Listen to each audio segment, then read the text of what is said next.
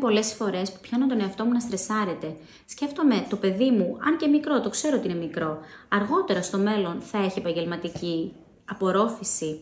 Με αγχώνει πάρα πολύ αυτό. Βλέπω ότι οι νέες τεχνολογίες εισβάλλουν για τα καλά στη ζωή μας. Η Σίλια θα καταλαβαίνει τα πάντα. Θα μπορέσει να απορροφηθεί λοιπόν από την αγορά εργασίας, αν την εντάξω μέσα σε αυτό το πλαίσιο. Σιλιάκι, δεν έχεις βαρεθεί να παίζεις όλα τα ίδια σε τάμπλετ υπολογιστές?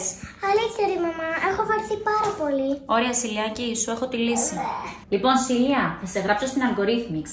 Είναι κορυφαίο online σχολείο για παιδιά, μαθαίνεις προγραμματισμό και 1000 άλλα. Πάμε να σου δείξω Σίλια.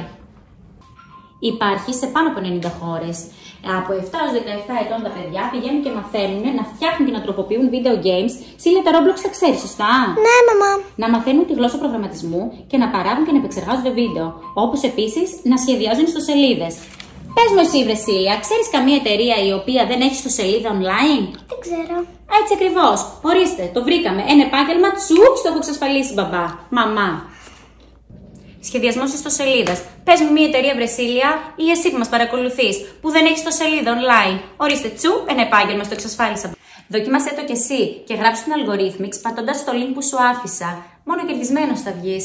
Ευχαριστώ πάρα πολύ, μαμά, που μου έγραψες στην Algorithmics.